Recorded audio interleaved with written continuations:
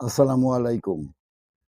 প্রিয় দর্শক মণ্ডলী, আপনারা দেখছেন দৈনিক প্রদীপ শিকা ইউটিউব চ্যানেল। এখন আমাদের সঙ্গে যুক্ত হচ্ছেন আসসালামু আলাইকুম রহমতুল্লাহি ওবরকাতুহু। সম্মানিত দর্শক, বাংলাদেশের রাজনীতিতে শেখ হাসিনার আতঙ্ক ক্রমশ বেড়েই চলেছে। আর আওয়ামী লীগ সম্পর্কে মানুষের যে ভয়, অভাব, অভিযোগ এবং আতঙ্ক, এটিও সমানতালে বেড়ে চলেছে। কারণটা কি?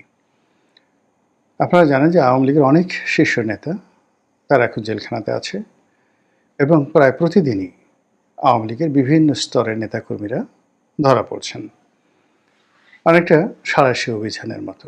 কিন্তু কোনো অবস্থাতেই এই সংগঠনটিকে দমন করা যাচ্ছে না। যারা জেলখানাতে আছেন, জেলখানাতে থাকলে মানুষের মধ্যে যে ধরনের ফ্রাস্ট্রেশন আছে, সেই ধরনের ফ্রাস্ট্রেশন তাদের মধ্যে লক্ষ্য করা যাচ্ছে না। প্রথম কয়েকদিন তারা বেশ নিশ্চুপ ছিলেন। রাশেদ খান মেনন, হাসানুল হক ইনু, তাদেরকে হাত কড়া পরানো হতো বা এখনও হচ্ছে অনেক ক্ষেত্রে, কিন্তু তাদের হাসি বন্ধ করা যাচ্ছে না। তারপর তাদের যে জামা কাপড়, পোশাক আশাক, এটা তাদের যে মন্ত্রী যখন ছিলেন তারা, তখন যে ধরনের ইস্ত্রি করা ধপধপে সফেদ পাজামা পাঞ্জাবি পরতেন, ঠিক ওইরকম পাজামা পাঞ্জাবি পরে তারা জেলখানা থেকে এই কোর্ট কাছারিতে আসছেন। আগে অনেকে মাথা নিচু করে থাকতেন, ভয় কাজ করতো, আতঙ্ক কাজ করতো, কিন্তু ইদানিং দেখেন তারা উল্টো তাচ্ছিল্যের হাসি হাসছেন। তাদের চেহারা অনেকের ভালো হয়ে গেছে এবং বিভিন্ন মাধ্যমে আমরা যে কথাবার্তা শুনি যে তারা জেলখানাতে বেশ যারা জেলের কর্মকর্তা রয়েছেন তাদেরকে বেশ ধমক দেন। এগুলো একটা। আমি একজন ঊর্ধ্বতন পুলিশ কর্মকর্তা একদিন আমার অফিসে আসলেন যে কোনো একটা বিষয় নিয়ে।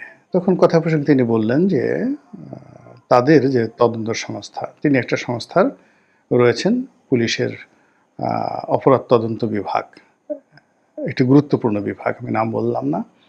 তো সেখানে একটা মামলার রিমান্ড ছিল, সেই রিমান্ডে সালমান এফ রহমান সাহেব এসেছেন।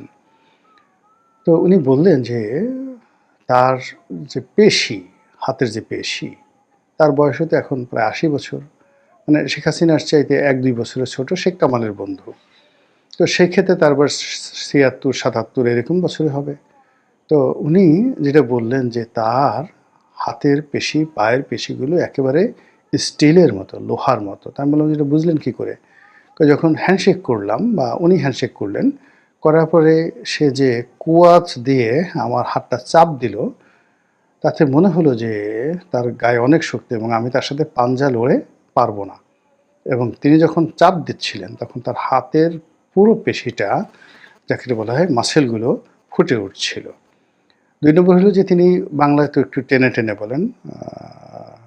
তো সেই টেনে টেনে তিনি বললেন যে, দেখো, একেবারে তুমি তুমি করে কর্মকর্তা, দেখো, এইরকম ঘটনা আমার জীবনে অনেকবার ঘটেছে বা আমাদের জীবনে এগুলো অহরহ ঘটে, এটা কোনো সমস্যা না।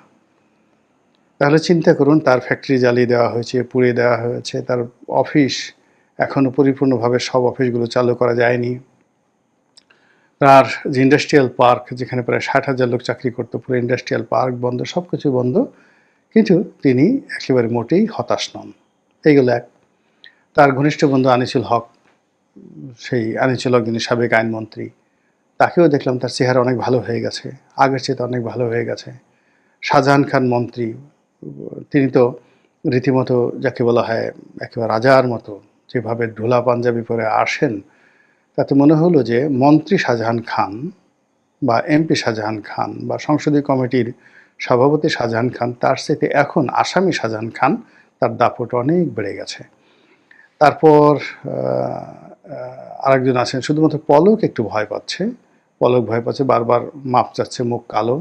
এটা আমি কারণ বলতে পারবো না, কিন্তু আওয়ামী লীগের আর একজন যে সংসদ সদস্য কবিরুল তালুকদার মুক্তি, সেই, তাকে যখন ধরা হলো, তিনি জিন্স প্যান্ট পরা, ২ পকেটের সামনে হাত দিয়ে অনেকটা টম ক্রুজের কায়দায় তিনি পুলিশের অফিসে আসলেন এবং তাকে দেখে পুলিশের যে body language, as it is মনে হলো কিং হ্যাজ কাম, রাজা আসছে, ওইরকম একটা ব্যক্তিত্ব তিনি ফুটিয়ে তুললেন।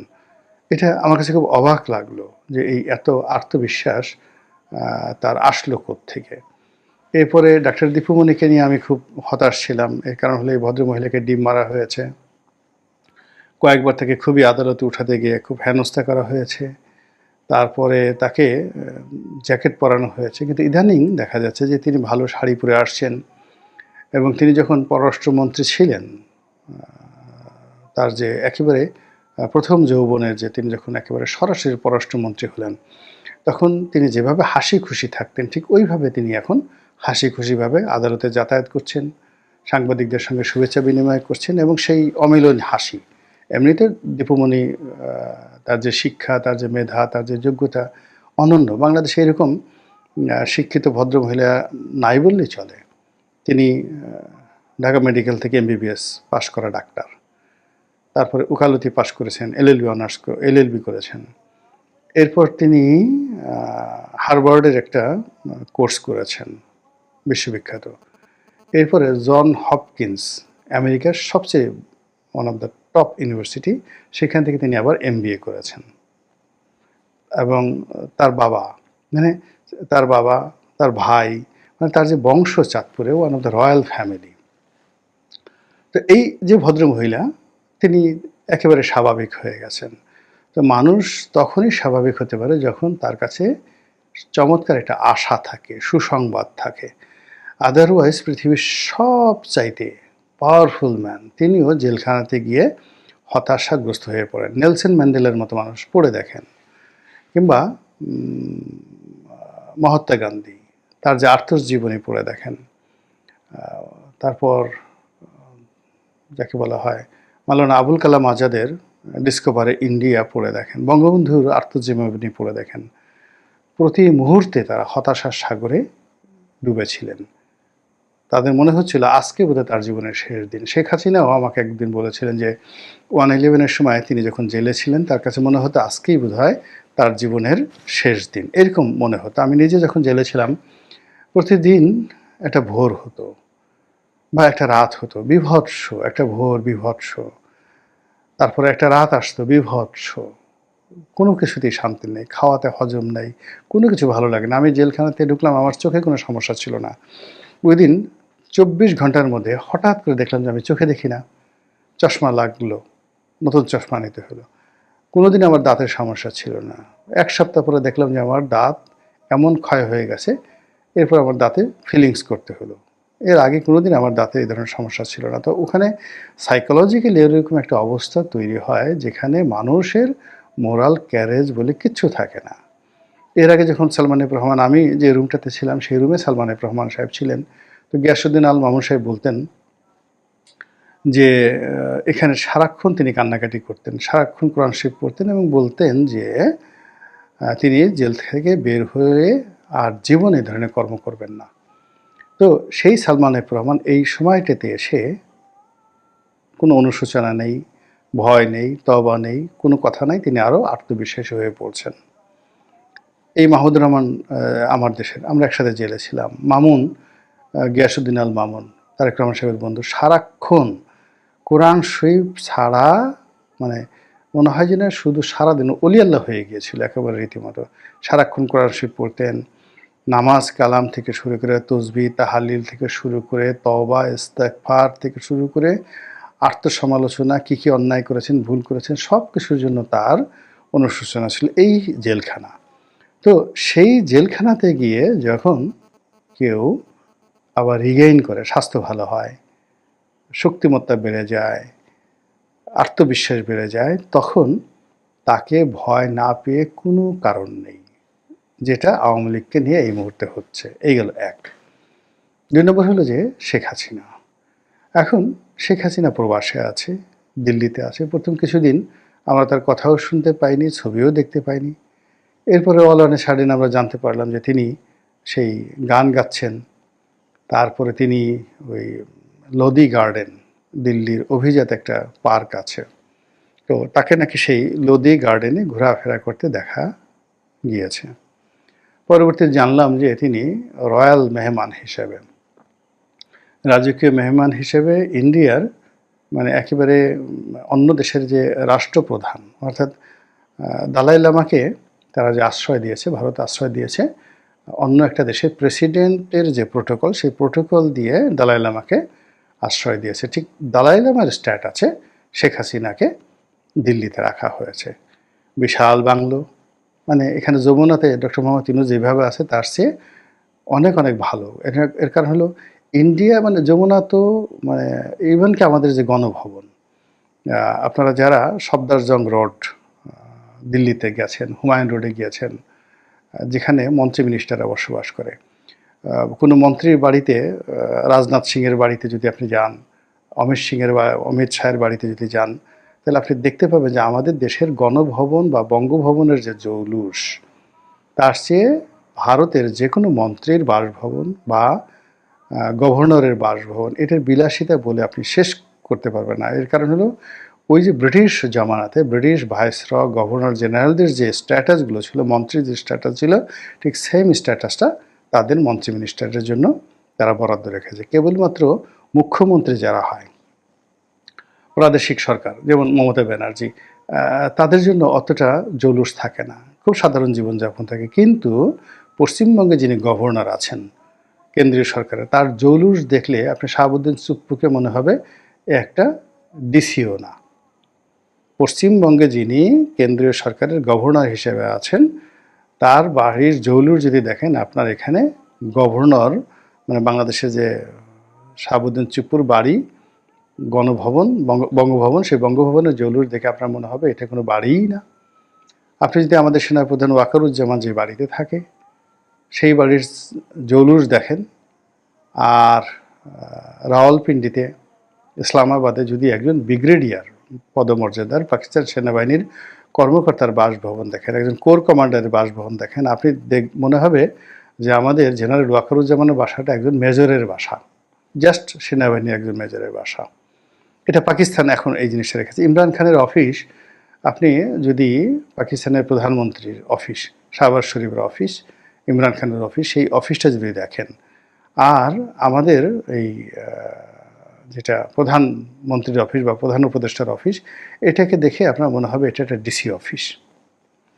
পাকিস্তানের সুপ্রিম কোর্ট ভবনে যদি যান আর আমাদের সুপ্রিম কোর্ট ভবন যদি দেখেন, মানে ওই সমস্ত দেশে যে জিনিসগুলো করা হয়, এটা আমরা এখন ওই পর্যায়ে পৌঁছতে পারিনি, ওই অভিজাত্য বা ওই জৌলুসের ধারে কাছে যেতে পারিনি। তো সেই দিক থেকে শেখ হাসিনাকে যেভাবে রাখা হয়েছে দিল্লিতে, ওই বাড়ি যদি আপনি দেখেন, ওই বাড়ির জৌলুস যদি দেখেন, আপনি হিংসা না করে পারবেন না, আপনাকে হিংসা করতে হবে। ২ নম্বর হলে যে ওখানে তাকে যে সিকিউরিটি দেওয়া হয়েছে, সুযোগ সুবিধা দেওয়া হয়েছে, এটা বোঝার জন্য আপনারা যারা তসলিমা নাসরিনের সঙ্গে দেখা করেছেন, বাংলাদেশ থেকে অনেক সাংবাদিক অনেকে যান, গিয়ে তসলিমা নাসরিনের সঙ্গে দেখা করেন। তো তসলিমা নাসরিনকে যে প্রোটোকল দিয়ে ভারত সরকার রেখেছে, ওটা দেখলে আপনি বুঝতে পারবেন যে শেখ হাসিনাকে কী প্রোটোকল দিয়ে সেখানে রাখা হয়েছে। তো সেই প্রোটোকলের মধ্যে থেকে তিনি রাজনীতি করছেন, বাংলাদেশের সব মানুষকে ভয় দেখাচ্ছেন, একটার পর একটা মিটিং করছেন, যা মুখে আসে তাই বলছেন। তিনি তার বোন, আত্মীয় স্বজন, ছেলে মেয়ে, রাজনৈতিক নেতাকর্মী, তাদেরকে দল বেঁধে তিনি দাওয়াত করছেন। ভারত সরকার আবার তাদের খাওয়া দাওয়ার ব্যবস্থা করছে। মানে ধরুন শেখ হাসিনার বাসায় কলকাতা থেকে ২০ জন শীর্ষ নেতা গেল, তো তাদেরকে তার বাসায় খাওয়া দাওয়া করানো হবে। এই রাজকীয় শাহী খাবার দাবারও ভারত সরকার দিচ্ছে। যারা ওখানে গেছে তাদের হয়তো এই ধরনের কথাবার্তা কতটা সত্য মিথ্যা সুন্দরভাবে বলতে পারবে, বাট এটাই সেখানে হচ্ছে। তো তিনি সেখানে থেকে যে কর্মকাণ্ড করছেন, এবং এই কর্মকাণ্ডের পেছনে যে ভারতের মদদ আছে, নরেন্দ্র মোদীর যে গ্রিন সিগন্যাল আছে, এটা আমরা প্রধান উপদেষ্টার বক্তব্যে বুঝতে পেরেছি। তিনি বেশ হতাশার সুরে বলছেন যে ভারত যেভাবে শেখ হাসিনাকে লালন পালন করছে, অবস্থার দৃষ্টি মনে হয় যে তারা এরকম একটা আত্মবিশ্বাস যে আগামীতে শেখ হাসিনা আবার বাংলাদেশে আসবে এবং প্রধানমন্ত্রী হিসেবে বসে আগের মতো ক্ষমতা চালাবে। এই তো মেহেদী হাসানের সাথে যে আমেরিকাতে গিয়ে তিনি এই ধরনের একটা কথাবার্তা তিনি বললেন যে শেখ হাসিনা যারা আপনজন বা ভারত, তারা মনে করছে যে শেখ হাসিনা এখনও ক্ষমতা আছে, আগামীতে জাস্ট একটা ছুটিতে আছে, এসে তারা আবার সেই ক্ষমতা এসে বসবেন। এই গেল একটা কথা। আবার তিনি যেটা বললেন যে শেখ হাসিনার কথাবার্তা বন্ধ করার জন্য, তারপরে তার কর্মকাণ্ড স্টপ করার জন্য বাংলাদেশ সরকারের পক্ষ থেকে অনেক চেষ্টা করা হয়েছে, কিন্তু ভারত এটা পাত্তাই দেয়নি। তারা ভারত তাকে তাদের মতো করে চলতে দিচ্ছে। আর থার্ড হলো ভারতের যে কূটনৈতিক চ্যানেল, সর্বোচ্চ কূটনৈতিক চ্যানেল নরেন্দ্র মোদী, অমিত শাহ, জয়শঙ্কর এবং বাংলাদেশে যিনি রাষ্ট্রদূত রয়েছেন, তারা শেখ হাসিনার বাইরে কোনো নড়াচড়া করছেন না, কোনো কথাবার্তা বলছেন না। তারা, আশ্চর্য ব্যাপার হলো, এর মধ্যে তারা বাংলাদেশে ঘোরাফেরা করছে, রাজার মতো দাপট দেখাচ্ছে। বাংলাদেশ সরকার যদি খুব শক্তিশালী হতো, তাহলে আলটিমেটলি এখন ভারতের রাষ্ট্রদূতকে যদি বাংলাদেশ থেকে বহিষ্কার করা যেত, তাহলে বোঝা যেত যে না, সরকার এখানে দাপট দেখাতে পারছে। কিন্তু তা না করে এই রাষ্ট্রদূত তিনি কথাবার্তা বলে যাচ্ছেন, ভিসা বন্ধ করে রেখেছেন। তারপরেও তাকে ওই মিলিটারি যে ডিফেন্স একাডেমি আছে আমাদের, সেখানে গিয়ে তাকে বক্তা হিসেবে নিয়ে যাওয়া হচ্ছে এবং তিনি মিলিটারি একাডেমিতে গিয়ে সেই বক্তব্য দিচ্ছেন। এই জিনিসগুলো চলছে। তো চলাফেরা কি হলো না, শেখ হাসিনাকে নিয়ে আতঙ্ক কিন্তু কমছে না, বরং বেড়ে যাচ্ছে। অন্যদিকে শেখ হাসিনাকে সরাসরি মোকাবেলা করতে না পেরে অনেক সময় আছে না যে আমরা আপনার সাথে পারি না, কিন্তু আপনার ছায়ার সঙ্গে আমরা মানে যুদ্ধ করতে পারি। তো এরকম আমাদের সমাজে ঘটে থাকে। এখন শেখ হাসিনাকে দমন করতে পারছি না, তার কর্মকাণ্ডকে বন্ধ করা যাচ্ছে না। তিনি যেভাবে তার দলীয় নেতাকর্মীদেরকে অর্গানাইজ করছেন, সেটার পথে বাধা তৈরি করতে পারছি না। আমরা যেভাবে গ্রেপ্তার করছি, এতে করে আওয়ামী লীগের কতটুকু ক্ষতি হচ্ছে, শেখ হাসিনা কতটুকু ভয় পাচ্ছে, তার কোনো রকম নমুনা দেখা যাচ্ছে না। বরং ডে বাই ডে তাদের যে কর্মকাণ্ড বেড়েই যাচ্ছে, অহংকার বেড়ে যাচ্ছে, দাপট বেড়ে যাচ্ছে, মিছিল বড় হয়ে যাচ্ছে। এই একটা অদ্ভুত ঘটনা। এবং এত কিছুর পরেও শেখ হাসিনা থামছেন না, তিনি শুধু বলেই যাচ্ছেন, বলেই যাচ্ছেন। মানুষের মানে এখন যারা বর্তমান সরকার আছে, তারা মানে খুব অবাক হয়ে ভাবছেন যে এর কি কোনো লজ্জা শরম নেই, এর কি ভয় ভীতি নেই, এর কি মরণের কোনো চিন্তা নেই? এত বয়স হয়ে গেছে, এই বয়সে মানুষ এরকম করে কি করে?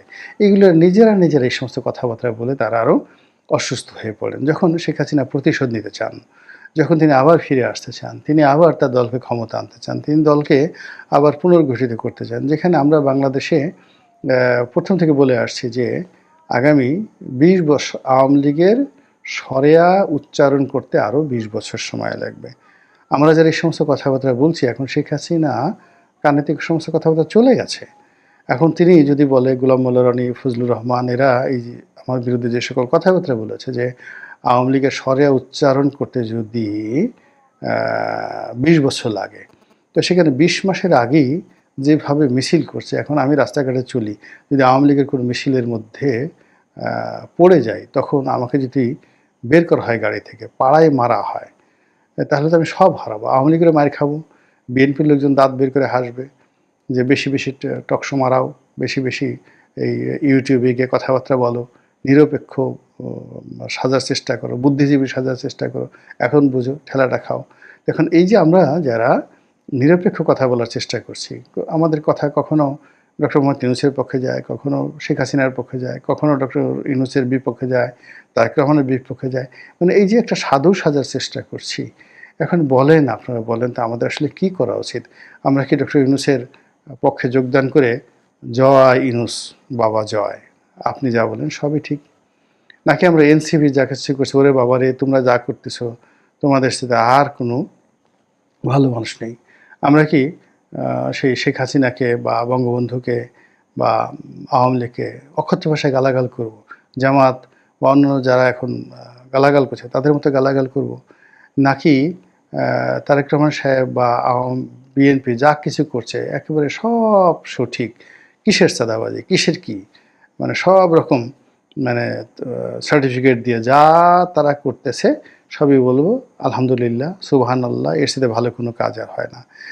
নাকি আফগানিস্তান চলে যাব সেই এটার সাথে, যাকে বলে এটার দলে যোগদান করব, মানে মামুনুল হক। মামুনুল হক সাহেবের সাথে যোগাযোগ করে তার দলে যোগ দিয়ে যদি তালেবান সরকারের মেহমান হয়ে ঘুরে আসতে পারি, সেই কাজ করব? নাকি জামাতের আমিরের কাছে গিয়ে বুদ্ধি চাইবো, পরামর্শ চাইবো, তার আশ্রয় চাইবো? এই যে একটা অবস্থা, এই সবই কিন্তু তৈরি হয়ে গেছে শেখ হাসিনার কারণে। সব পরিবেশ সব এলোমেলো করে দিয়েছে। কোনো একটা জায়গাতে গিয়ে আমরা স্থির থাকতে পারছি না, স্বস্তি থাকতে পারছি না, সব মহলের গালাগালি খাচ্ছি এবং সবার মানে কি বলবো, সবার ভয়, মবকে ভয় পাচ্ছি, তারপর শেষে ইনুসকে ভয় পাচ্ছি, ভূতকে ভয় পাচ্ছি, প্রেতকে ভয় পাচ্ছি, জন্তু জানোয়ার ভল্লুককে ভয় পাচ্ছি, সাপ ব্যাঙ যা কিছু আছে কোনো কিছুর ভয় থেকে মানে চিত্তকে বিমুক্ত রাখতে পারছি না, বিযুক্ত রাখতে পারছি না। তার উপর আবার অর্থনৈতিক মন্দা, ব্যবসা নাই, বাণিজ্য নাই।